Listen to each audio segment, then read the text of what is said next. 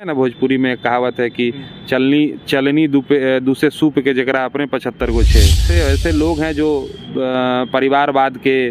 परिवारवाद को आगे बढ़ाते हैं, जिनकी पारिवारिक पार्टी बन गई है। एक राष्ट्रीय अध्यक्ष अभी हटने वाले हैं तो दूसरे राष्ट्रीय अध्यक्ष की चर्चा हो रही है। युवाओं और पार्टी के बीच में, सरकार के बीच में पुल का काम करें, यही इसी ध्येय के साथ आने वाले समय में युवा जनता दल यूनाइटेड बिहार के अंदर में काम करेगी। नमस्कार, मैं हूं सिंह आदर्श और मेरे साथ आप देख रहे हैं बिहारी करेजा। खास मुलाकात के सिलसिले में आज दिव्यांशु भारद्वाज जी हमारे साथ है। पटना विश्वविद्यालय चुनाव लड़कर, जीतकर और जीतने के बाद चर्चा में रहे और आजकल चर्चे में हैं।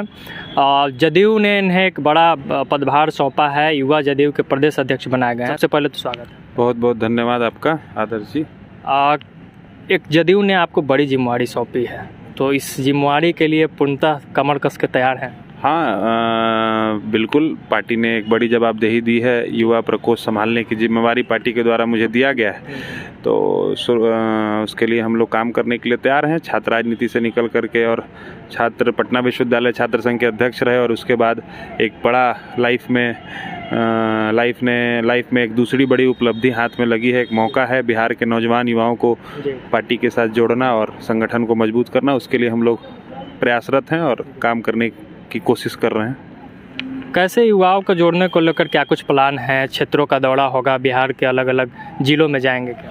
अभी लगातार पार्टी ने जवाबदेही दी है, तो हम लोग समीक्षा कर रहे हैं कि किस प्रकार से पार्टी को और मजबूत किया जाए, पार्टी के लिए कैसे काम किया जाए। इन सब चीज़ों की समीक्षा चल रही है। लेकिन निश्चित तौर पे हम लोग बिहार के हर एक ज़िले का आने वाले समय में जिलेवार हम लोग पूरे बिहार का भ्रमण करेंगे। बिहार भ्रमण करने के बाद जो नौजवान, जिस प्रकार से 15 साल से जो हम नीतीश जी की सरकार बिहार के अंदर में चल रही है और जिस प्रकार से बिहार में सुशासन की सरकार है, नौजवान छात्रों और युवाओं के लिए जो पार्टी ने काम किया है, उन सब चीज़ों को लोगों के बीच में पहुंचाना और ज़्यादा से ज़्यादा नौजवानों को पार्टी के लिए जोड़ना, यही हमारा लक्ष्य रहेगा। और हम लोग आने वाले समय में पूरे बिहार के सभी 38 जिलों में घूम करके नौजवानों के साथ एक कनेक्ट बनाने का प्रयास करेंगे। पार्टी ने जो काम किया है उसका प्रचार प्रसार करना और नौजवानों की जो समस्या है उन समस्याओं का समाधान निकालने का प्रयास करना, नौजवानों को पार्टी से जोड़ने का प्रयास हमारा रहेगा। और हम लोग पूरे बिहार भर घूम करके नौजवानों के बीच में आने वाले समय में काम करेंगे।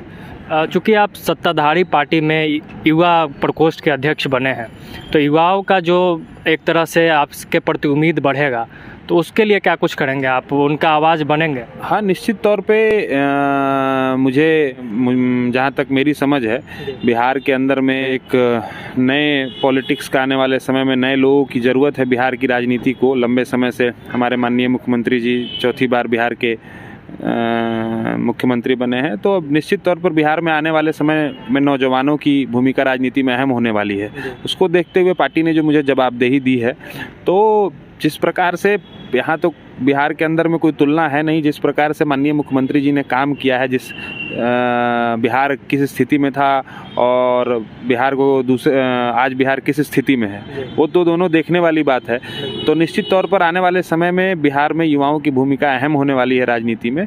तो ज़्यादा से ज़्यादा अभी आप पंचायत चुनाव उठा करके देखिएगा, बिहार में अत्यधिक बहुत सारे जिलों में हमको लगता है 80% जो है पुराने लोग चुनाव रिपीट नहीं कर पाए, नए लोगों ने राजनीति में बहुत इंटरेस्ट लिया है। तो उन सब चीज़ों को देखते हुए हम लोग आने वाले समय में युवाओं के लिए एक से अधिक नौजवानों को जो राजनीति में आना चाहते हैं और बिहार की सेवा करना चाहते हैं, उन सबको अपने साथ निश्चित तौर पर जोड़ेंगे और उनको मजबूत करने का प्रयास करेंगे। युवाओं की भागीदारी कैसे राजनीति में और सुनिश्चित हो, इसको हम कैसे जनता दल यूनाइटेड में युवाओं की भूमिका बढ़े, युवा इस पार्टी में जुड़ करके आएँ और बिहार के लिए काम करें, इस पर हम लोग काम करेंगे आने वाले समय में और युवाओं को निश्चित तौर पर मजबूत करने का काम करेंगे।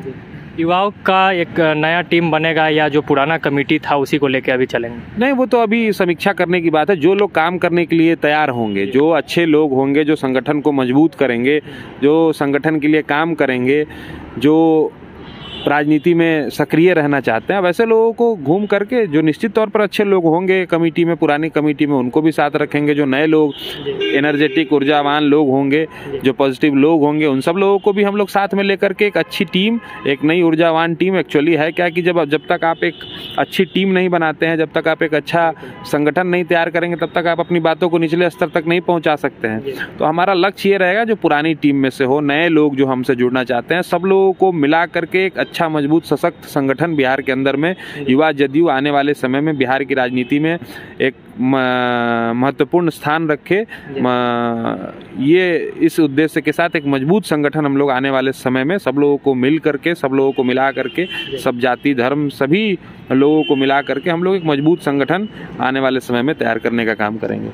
आप कह रहे हैं जैसा कि सुशासन की सरकार है, लेकिन विपक्ष जो है लगातार हमलावर रहती है कि सुशासन तो है नहीं, क्राइम का ग्राफ बढ़ते जा रहा है, और बाकी जो कुछ कारण वो गिना सकते हैं, गिनाते हैं, इस पर क्या कहें? नहीं, ये तो देखने वाली चीज़ है ना। आप पिछले 15 साल में ये तो सब पूरे बिहार की जनता चौथी बार नीतीश जी सरकार में है, तो देखने वाली चीज़ है। अब तो ये पुराना चीज़ हो गया है। जो लोग हैं 15 साल पहले की बिहार की समीक्षा कर लें कि बिहार में क्या था और क्या है, और नीतीश जी पर जो हमला कर रहे हैं, आखिर बिहार के पास कहीं तुलना है? अभी आप कुछ दिन पहले एक वीडियो और अखबार के माध्यम से आप लोगों ने देखा होगा कि देश के जो प्रधानमंत्री हैं उन्होंने समाजवाद का उदाहरण देते हुए कुछ नेताओं का नाम लिया। उसमें आदरणीय हमारे सम्माननीय माननीय मुख्यमंत्री जी का उन्होंने नाम लिया कि कहीं उनका परिवार, क्या नीतीश जी अपने परिवार के किसी लोगों को सदन में नहीं भेज सकते थे? क्या उनको 4 बार में भगवान ने इतनी क्षमता नहीं दी थी? नीतीश जी तो समाजवाद के नाम पर आदर्श हैं। आप उठा करके देखिए, आप इस पूरे 15 साल में आपने कभी नीतीश जी के किसी परिवार वालों को देखा किसी सड़क पर या कहीं भी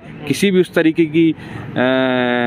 तरीके के काम को करते हुए जिससे परिवारवाद का आरोप आप उन पर लगा पाएँ? ऐसा कोई चीज़ आपने इस 15 साल या इस 4 बार से माननीय मुख्यमंत्री जी सत्ता में बने हुए हैं। तो जो लोग आरोप लगा रहे हैं, आखिर आपको देखना होगा कि बिहार के पास ऑप्शन क्या है, कौन से लोग हैं। जो लोग दिल्ली में रहते हैं वो बिहार की राजनीति में कभी कभी पॉलिटिकल टूरिज्म करने के लिए बिहार में आते हैं, वैसे लोग मुख्यमंत्री जी पर आरोप लगाते हैं। तो ये तो देखने की बात है, ऐसा कुछ नहीं है, ये तो राजनीति है, तो लोग करते रहते हैं। माननीय मुख्यमंत्री श्री नीतीश कुमार जी के सामने जितने लोग हैं बिहार की राजनीति में जो उन पर आरोप लगाते हैं वो कहीं टिकने वाले नहीं हैं, और उनसे कोई तुलना ही नहीं किया जा सकता है।